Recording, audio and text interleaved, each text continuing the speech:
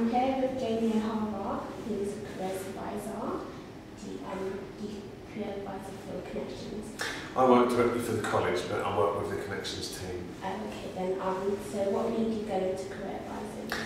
Well, it's a few years back now. I was working for what used to be called the Career Service over in Hammersmith. I got a temp job there, working on reception. I started working with some of the young people there, helping out with their CVs and stuff, and then slowly did what's called a vocational qualification with them, and got qualified. Okay, as a career advisor, what does your job entail? Really, it involves being able to chat to people about what they want to do from start to finish, what their skills are, what their interests are, what their abilities and qualifications are, trying to match that up to the right career for them. Okay then, I don't know, yeah. You work for the college, like Connections. Do you know what differs you and like the proper Connections?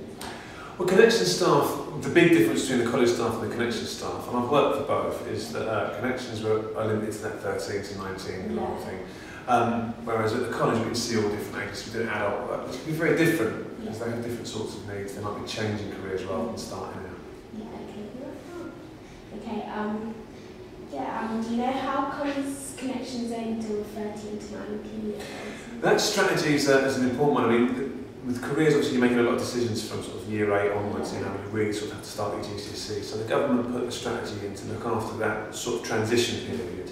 So that's why there's the external staff, and their idea is they're impartial, so they wouldn't try and keep them within a certain school or a college. Okay, moving on from that, is there anywhere where over 19s could go apart from the college? Yeah, there's the Next Step programme, which you can access with Direct Gov, and they have telephone and they have some community drop-in stuff as well.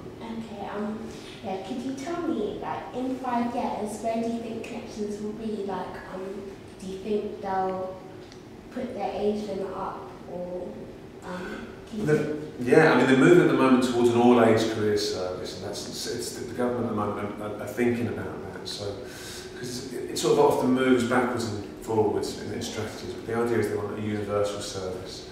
The career service has to deal with the fact that a lot of people get information online now, but it still there's a value to having a chat with someone, I think. Okay, one more question.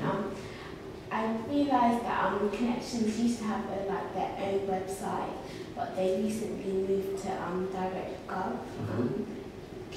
Do you know why they've done that? Again, that's the move towards the idea of that all-age thing.